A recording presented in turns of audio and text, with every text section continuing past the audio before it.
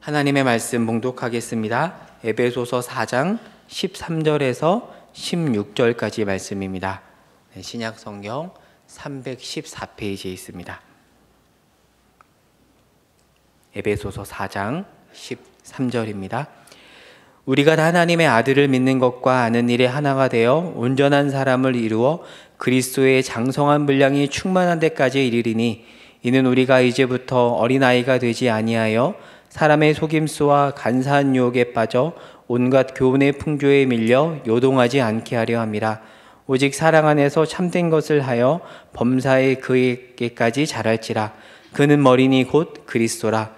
그에게서 온몸이 각 마디를 통하여 도움을 받음으로 연결되고 결합되어 각 지체의 분량대로 역사하여 그 몸을 자라게 하며 사랑 안에서 스스로 세우느니라. 아멘. 우리가 지난 시간들에 중요한 길을 이렇게 열었습니다. 기독교는 결국 우리 현실 속에서 하나님이 없다 그러는 세상과 현실에 대항하여 하나님이 있다를 증명하는 것이라 그랬습니다. 그래서 예수님의 공생애의 첫 시험도 사단은 세상에서 필요한 건 권력이다 이렇게 얘기하고, 예수님은 하나님이다 이렇게 얘기를 합니다. 마지막에도 세 번째 시험에서도 내게 절하면 이 세상을 주겠다 하는데 대하여 하나님이 있다라는 증언을 해야 되는 예수님의 답은 오직 하나님께만 경배와 영광을 돌려라 그렇게 얘기합니다. 굉장히 다르죠. 왜 이게 다르냐 하면 오늘 본문에서도 보듯이 우리가 다 하나님의 아들을 믿는 것과 아는 일에 하나가 되어 온전한 사람을 이루어 그리스도의 장성한 분량이 충만한 데까지 이르러야 한다라고 하고서, 왜냐하면 우리는 이제부터 어리석어서는 안 된다. 생각이 모자라면 안 된다. 이 세상의 시험과 위협에 대하여 답을 갖고 있어야 된다. 이렇게 얘기를 합니다. 그러니까 이 세상이 하는 유혹, 시험, 어리석음, 거짓말들은 뭐냐면 신이 있다면 신은 결국 절대자다. 어떤 면에서 절대자냐? 권력에 대해서 절대자다.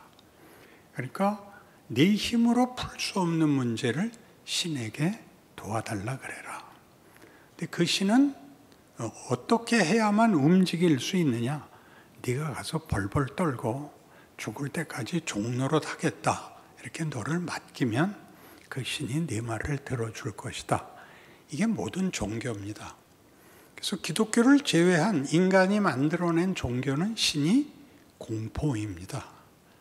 그에게 힘을 빌리긴 하지만 그 신은 공포라서 유다 왕이었던 아하스 같은 왕조차도 그 힘을 얻기 위하여 자기 자식을 제물로 바칩니다. 그 굉장히 놀라운 거죠. 자식을 바쳐야 말을 들어주는 신이라는 것은 국난을 당하여 나라는 구해야 되고 방법은 없는 왕으로서 어쩔 수 없는 선택이었을지라도 그 신은 사실 무가치한 것입니다. 그런데 성경은 뜻밖의 다른 모든 종교들이 하지 않은 말을 하는데, 그것은 하나님은 사랑이시다 이렇게 말하는 것입니다. 요한일서 4장 16절 말씀이니까 나중에 찾아보십시오. 사랑이란 반대말이 공포입니다. 사랑의 반대말은 증오도 아니며 무관심도 아니며 동정도 아니며 공포입니다. 그러니까 기독교의 신은 공포의 존재가 아닙니다. 그에게 우리가 어떤 도움을 받으려고 하는 것보다 먼저 하나님이 먼저 행하십니다. 사랑을 하십니다. 그러니까 권력을 행사하는 것이 아니라 사랑을 행사하신다는 거죠. 그게 이제 하나님이 누구신가에 대한 우리 이 신약 보기에서 전체 본문으로 삼은 에베소서 1장 3절에서 6절이었고, 그게 6절이 이는 그리스도 예수 안에서 우리에게 거저 주시는 바 그의 은혜의 영광을 찬송하게 하려는 것이라. 거기는 어떤 권력이나 어떤 경쟁이나 어떤 거친 것과 어떤 독주해야 되는 그런 처참함, 폭력성이 전혀 없습니다. 이것이 기독교가 요구하는 것이고, 우리 이 기독교가 무엇인가를 증명하기 위해서 오신 예수님의 생애며 하나님이 그 아들을 보내신 이유인 것입니다. 우리는 예수님이 신약을 열 때 비로소 오시는데, 구약은 내내 율법에 관한 것이었다 그랬습니다. 율법은 비유적으로 이해를 하자면 경기장이라 그랬습니다. 규격과 규칙을 가지는 경기를 하는 장소이죠. 배구장, 농구장, 야구장 하는 식의 장입니다. 그러나 그 장은 무대일 뿐이지 실제 공연, 실제 경기는 아닙니다. 그러니까 신약에 와서야 비로소 예수님으로부터 경기가, 공연이, 증연이, 예술이 펼쳐집니다. 무엇을 하러 오셨는가? 사랑하러 오셨습니다. 하나님이 우리를 사랑하신다는 것을 보이기 위해서 오셨습니다. 그래서 우리는 이 일이 전에 팔복을 예로 든 것 같이, 팔복은 어떤 인간이 가져야 하는 완전한 덕목을 얘기하는 것이 아니라 상대를 위한 덕목으로 제시되어 있습니다. 그것은 심령이 가난하고 애통하고 마음이 일정하고 의에 줄이고 목마르고 의를 위하여 핍박을 받고 하는 일들은 전부 한 개인의 완벽성을 어떤 도덕이나 종교로 만들어내려고 하는 것이 아니라 상대의 차원에 섰을 때, 상대라는 것은 성경이 내내 주장하는 하나님 사랑은 이웃 사랑이다. 이웃을 사랑하지 못하고 하나님을 사랑한다는 말은 거짓말이다 하는 데서 계속적으로, 그러니까 우리는 하나님 사랑이 이웃 사랑에게 나타나야 되는데, 우리의 이웃은, 세상의 이웃들은 다 폭력밖에 모르는 이웃입니다. 그 폭력은 내 필요를 스스로 만들어낼 수 없어서 이웃을 잡아야, 이웃을 뺏어야만 자기 필요를 채우는 생존 경쟁입니다. 이 악육 강식입니다. 거기에 대하여 하나님은 나는 그런 하나님이 아니며 나는 너희를 그렇게 만들지도 않았고 너희의 생애가 그런 싸움, 경쟁, 승부로 되어 있는 것이 아니라 내가 만든 존재, 성품, 그 내용을 이루기 위하여 역사와 우주와 그리고 인생을 요구하고 있는 것이다. 이렇게 얘기하는 것이 기독교입니다. 그래서 이 기독교를 이해하는데 여러분들이 입문하는 최초의 자리가 구원론인데, 구원은 우리 모두 이렇게 이해하고 있습니다. 하나님을 배반하여 죄와 사망에 빠진 절망 상태에 있는 우리를 하나님이 불쌍히 여기셔서 그 아들을 보내어 십자가에 흘리신 피로 값주고 샀다. 그리하여 이제 나는 하나님의 자녀가 됐고 오늘 죽어도 천국에 갈 것을 믿는다. 이 고백은 분명한 기독교 신앙 고백의 그 가장 단단한, 그리고 가장 이런 때는 왜 영어가 밖에 생각이 안 나죠? 심플한, 이게 곤란해요. 그렇게 단순한 그 신앙으로서 좋지만 여기는 큰 그 하나의 문제가 있는데 이 구원론은 너무 부정적이고 소극적입니다. 죄를 면하는 것, 죄 사함을 받고 형벌을 면하고 천국에 가는 것이 전부이지, 천국에 간다는 것이 형벌을 면하게 한 것이 무엇을 만들려고 하는 것인가에 대한 설명은 이 표현에는 없습니다. 그러니까 한국 교회 대부분의 성도들이 가지는 구원론은 죄 사함을 받아서 영벌에서 영생으로 가는 것으로는 약도가 그려져 있지만 오늘 우리 본문같이 다시 제가 보죠. 우리가 다 하나님의 아들을 믿는 것과 아는 일에 하나가 되어 온전한 사람을 이루어 그리스도의 장성한 분량이 충만한 데까지 가야 되는 것입니다.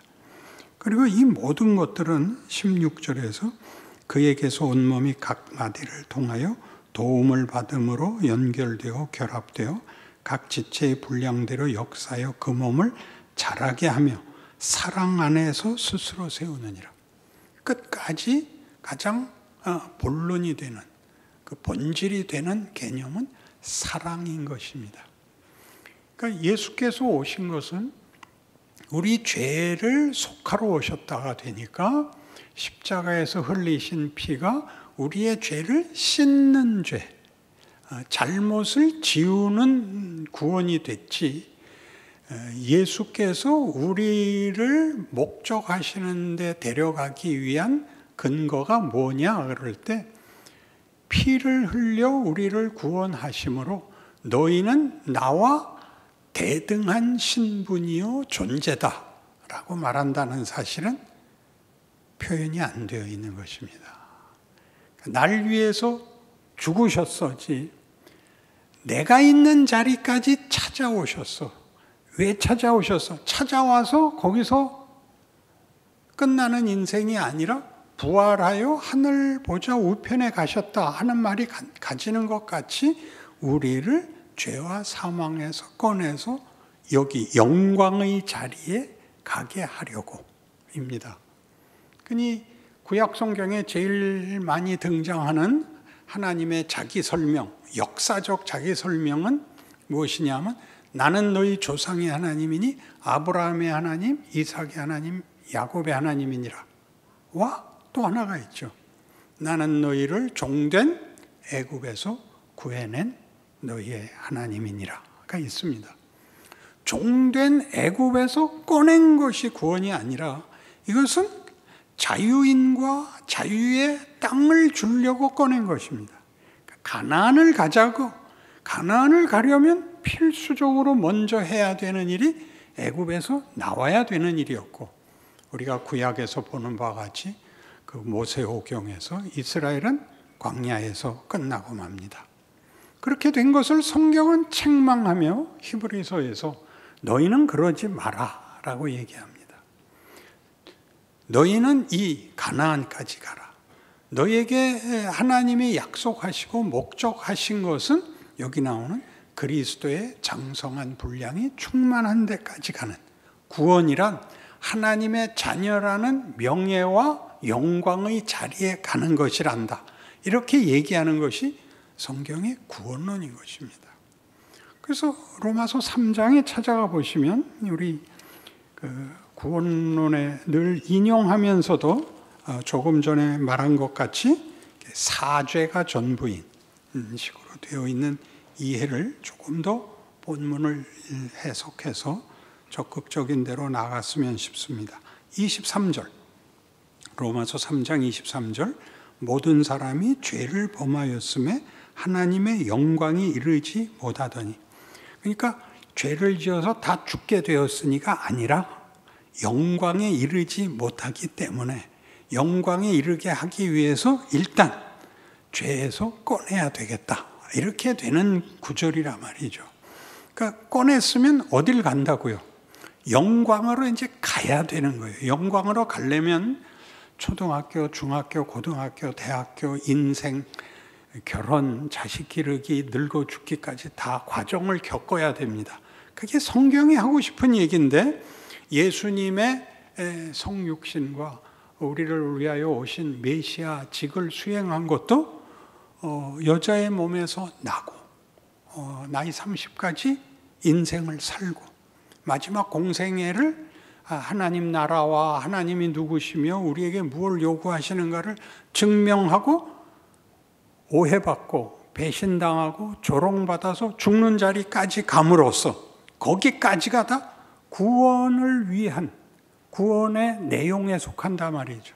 히브리서 5장 8절 같이 그가 아들이시라도 받으신 고난으로 순종함을 배워서 온전하게 되셨은즉 우리의 대제사장으로 충분하시다가 됩니다.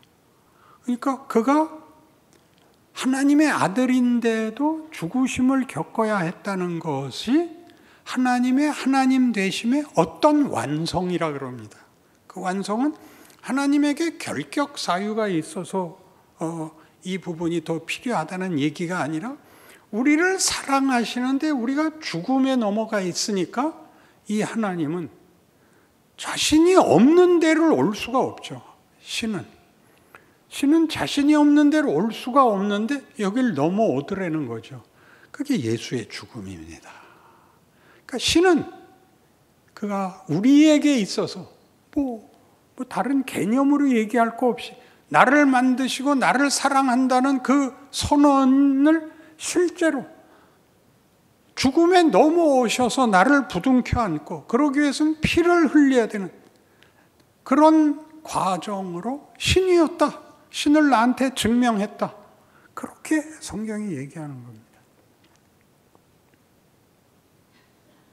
혼란이 생기는 건 당연합니다. 쉽게 가는 게 더 좋죠. 열심히 믿으세요. 11조 갖고 안 돼요. 13조쯤 하세요. 이러는 게 쉽지. 이렇게 목사님 머리 뽀개지게 왜 그러십니까?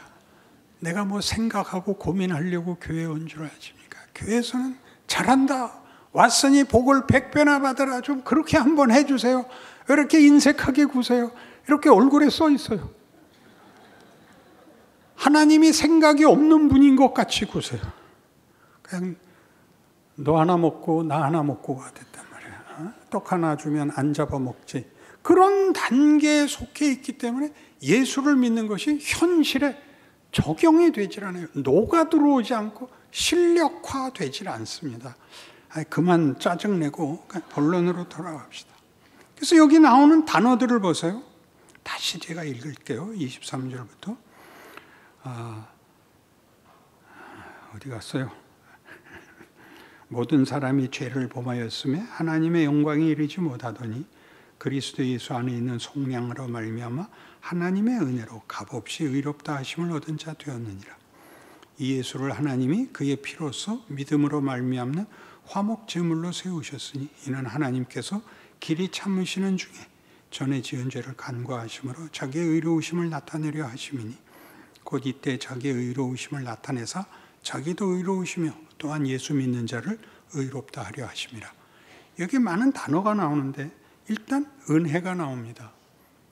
은혜란 뭐냐 하면 값없이라는 말로 보완되고 있는데 공짜라는 개념이 아니고 하나님의 의지입니다. 하나님이 이 의지를 갖고 있기 때문에 우리에게서 조건이, 자격이, 현실이 이 결과를 만들어낼 수 없는 상황에까지 들어오시고 그 만들 수 없는 조건과 자격을 하나님의 권능으로 뒤집어 엎어서 기어코 그의 목적을 이루시고야 말았다. 이게 은혜로라는 뜻입니다. 우리가 조건과 자격을 내놓을 것이 없기 때문에 값없이라 그러는 것이죠. 그래 놓고 뭐라 그러느냐 하면 그의 피로써 믿음으로 말미암습니다. 우리에게 의지를 가지는 이유가 뭐냐? 그러면 피로써 세운 믿음입니다. 예수를 피로써 세운 믿음. 믿음이라는 건 상호 신뢰인데 신뢰라는 것은 자격과 조건을 넘어서는 관계의 근거가 되는 것을 말합니다. 근데 신뢰라는 건 아무것도 모르는데 날 믿어. 그러면 사기꾼이죠. 그렇죠? 믿으라 그러는 거는 아무 증명도 할 수 없으면서 믿으라 그러면 사기잖아요. 근데 여기서 피로서거든요. 피로서라는 것은 하나님의 아들이 우리를 구하기 위하여 피 흘려 찾아옴으로써 피 흘린 것이 얼마나 굉장한, 얼마나 깊고 처절한 그 하나님의 진심인가를 하나 더 넘어와서 우리가 그만한 가치가 있다는 겁니다. 하나님에게 우리는 예수를 잡아맬 만한 가치가 있다는 것이 피로서입니다. 그래서 그 피로서는 뭐가 되냐면 우리에게 혈연을 뭐라 그래요? 혈연을 연상시켜서 연상이라고 얘기하려고 하는데 자꾸 인상이 먼저 나와서 늙으면 할 수 없어요. 여러분이 용서해 주는 수밖에. 그러니까 혈연이 되었기 때문에 신뢰로 묶는다는 거예요. 믿음으로 묶는다는 거예요. 자격과 실력으로 묶는 것이 아니라 너는 이제 내 자식이다. 성경은 기꺼이 이 부모와 자식의 관계를 이용하죠. 나를 아버지라 불러라. 너희는 내 자식이다. 어떻게 자기가 난 자식을 외면하는 부모가 있겠느냐? 그들은 혹시 있을지라도 나는 안 한다. 이런 말들은 다 십자가가 예수를 세워서 하나님이 우리와의 관계를 뭐로 묶고 있나? 애초부터 어떻게 우리를 대접하고 우리에게 목적한 바에 대하여 의지를 갖고 있는가에 대한 역사적 증언인 것입니다. 그래서 우리는 하나님과의 사이에 하나님이 우리에게 의지를 가지는 이유는 자식을 잊을 수 없죠. 자식을 잊는 부모는 없습니다. 대신 죽으면 죽었지. 성경이 하는 얘기가 똑같은 얘기죠. 내가 죽으면 죽었지. 난 너희 이대로 놔둘 수 없다. 그게 이제 성경이 말하는 것입니다. 그래서 이렇게 불러서 천국에 데려다가 잘 먹고 잘 살게 했다가 아니고 우리 긴 세월 각각의 인생을 살아야 되는 이유, 내용, 하나님께서 가지시는 방법에 대한 이해가 있어야 됩니다. 에베소서 5장엔 이렇게 나오는데 여러분 에베소서 5장 1, 2절을 봅시다. 그러므로 사랑을 받는 자녀같이 너희는 하나님을 본받는 자가 되고 그리스도께서 너희를 사랑하신 것 같이 너희도 사랑 가운데서 행하라. 그는 우리를 위하여 자신을 버리사 향기로운 제물과 희생제물로 하나님께 드리셨느니라. 그러니까 하나님 사랑, 이웃 사랑. 그러니까 하나님이 우리를 사랑한다는 사랑을 안다면 사랑이 감동을 주는 게 아니라 하나님과 우리의 관계가 어떻게 묶여 있고 그리고 하나님이 하나님인 본질, 하나님인 신성, 우리가 그토록 절대 권력이라고 생각했던 것이 우리가 아는 이 하나님에게서는 그게 사랑이더라 하는 데서 놀라야 되는 겁니다. 영광은 보통 권능과 영광은 다 권력적 의미입니다. 세상에서 영광은 승자에게 가는 것이고 가진 자에게 가는 것입니다. 그것이 꼭 재산이 아니더라도 무슨 지식이든가 업적 같은 것을 가져야 영광이라는 단어를 쓰는데 성경에서 영광이라고 그러는 것은 이 하나님이 목적하는 이 지위, 이 자리는 아름다움의 극치라는 뜻입니다. 승부의 문제가 아닙니다. 아름답다는 것은 권력하고는 상관이 없죠. 그건 힘의 문제가 아닙니다. 하나님은 이것으로 영광, 감사, 찬송, 기쁨 이런 단어들로 자신과 우리를 표현하시고 그리고 여기에 오는 과정을 이것으로 요구하십니다. 그러니까 지금도 에베소 5장 본 바와 같이 이렇게 서로 사랑하라. 그것은 예수님이 준 새 계명이기도 하죠. 내가 너희에게 새 계명을 주노니 서로 사랑하라. 이건 놀라운 일이죠. 너희가 서로 사랑하면 세상이 너희가 내 제자인 줄 알리라. 이렇게 되는 겁니다. 8절 너희가 전에는 어두움이더니 이제는 주 안에서 빛이라. 빛의 자녀들처럼 행하라. 빛의 열매는 모든 착함과 의로움과 진실함이 있느니라. 주를 기쁘시게 할 것이 무엇인가 시험하여 보라. 주를 기쁘시게 할 것은 사랑 외에 없습니다. 여러분이 능력을 가질 필요도 없고 다른 아무것도 필요 없습니다. 그런 것들은 이 세상을 사는 데 있어서는 필요하고 필수 불가결한 우리의 현실이지만 여러분의 속은, 여러분의 본질은, 여러분의 인간이라는 존재로는 사랑이어야 됩니다. 사랑이란 아무도 해칠 마음이 없는 겁니다. 보복을 함으로써 답을 얻으려고 하지 않습니다. 그것이 하나님의 뜻입니다. 그러니까 이런 것들이 우리 인생 속에 어떻게 적용되고 있냐면 여러분들이 말하자면 신우회를 만든다든가 전도지를 나눈다든가 무슨 말을 할 때 내가 아무에게도 얘기하지 않는데 너한테만은 얘기할게. 너 예수 믿어. 안 믿으면 지옥 가. 난 그게 슬퍼. 이런 말로 표현하지 마시고 메뉴가 몇 개 없어요. 그런 거 말고 사람이 달라야 되는 거예요.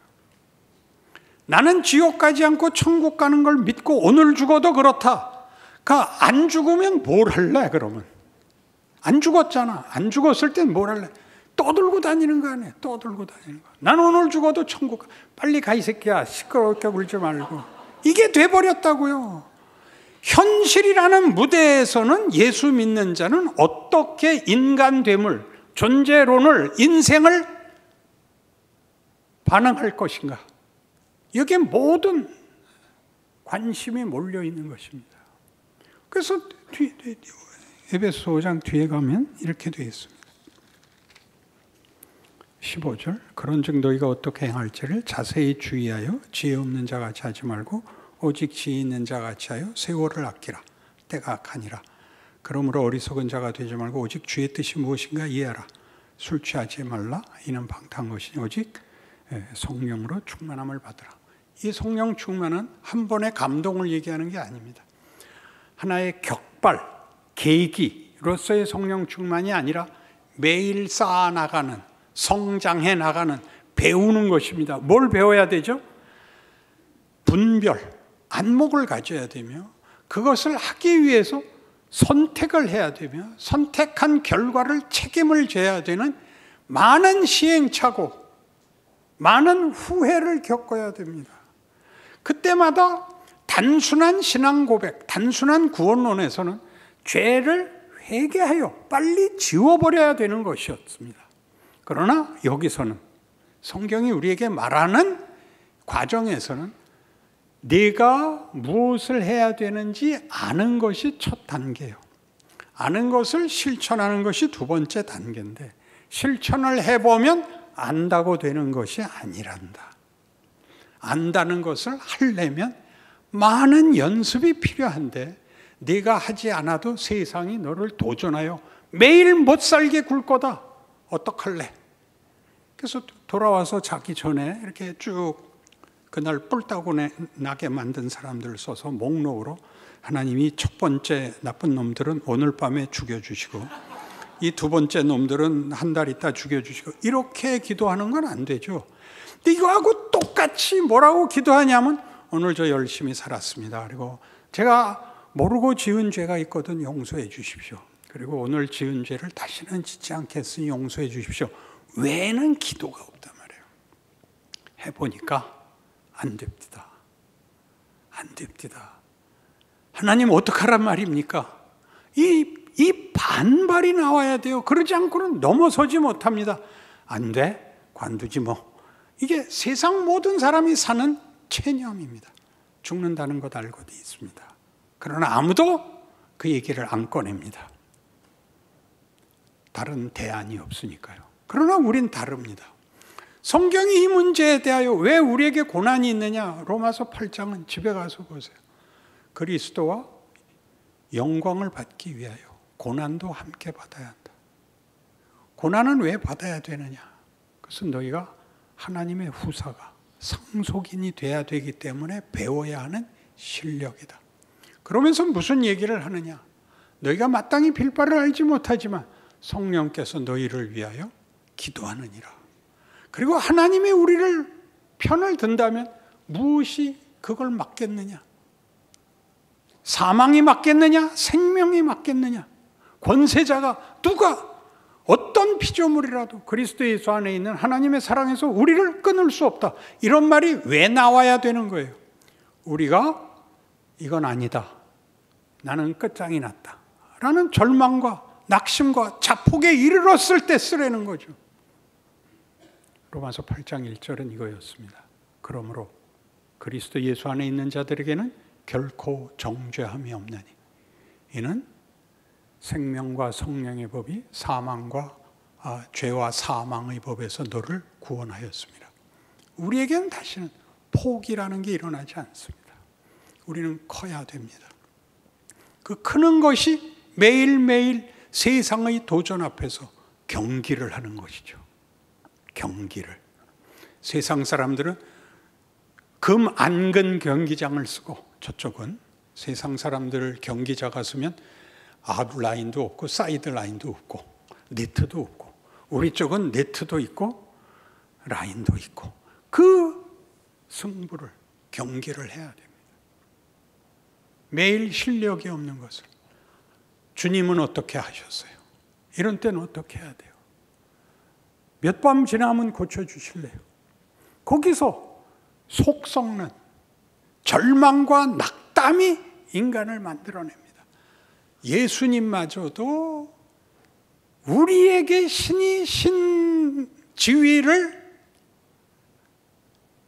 우리에게 확인시키고 항복받기 위해서 들어오신 것처럼 이번에는 거꾸로 너희도 신의 자식이라는 말에 걸맞는 자리까지 들어와라 라는 명령 앞에 서 있다는 것을 기억해야 되는 것입니다. 은혜는 받은 것 같은데 이렇게 무서워요. 나이가 들면 세상의 폭력과 세상의 거짓말들이 정말 헛된 것이라는 걸 점점 알게 됩니다. 그것이 늙는 재미입니다. 원숙해지는 것이죠. 여러분의 아직 거기까지 이르지 못했더라도 성경이 하는 구원론과 성경이 말하는 인생살이 역사 같은 것들이 하나님이 치열하게 늘 십자가를 지고 가시듯이 우리를 붙잡는다는 사실을 기억하신다면 성경이 말하는 하나님의 자녀라는 이름이 가지는 명예, 영광, 감사, 찬송이라는 단어들이 훨씬 고맙게 여겨질 것입니다. 기도하십시다. 하나님 아버지, 우리는 매우 놀라운 운명과 지위와 신분에 있습니다. 그러나 현실에서는 우리는 늘 패자이고 자책밖에는 거두어들이는 것이 없는 현실을 반복하고 있습니다. 이 둘이 손을 잡을 수 있다는 것이 믿어지지가 않습니다. 너는 부활의 주를 믿느냐? 네 라고 대답했던 그 대답이 무슨 대답인지, 현실에서 어떻게 펼쳐지면 거기서 내가 어떻게 영광의 자리까지 만들어지는지 기대할 수 있게 하여 주옵소서. 믿을 수 있게 하여 주옵소서. 인내하게 하옵소서. 그리고 다 함께 찬송의 자리에 이르게 하옵소서. 예수님 이름으로 기도합니다. 아멘.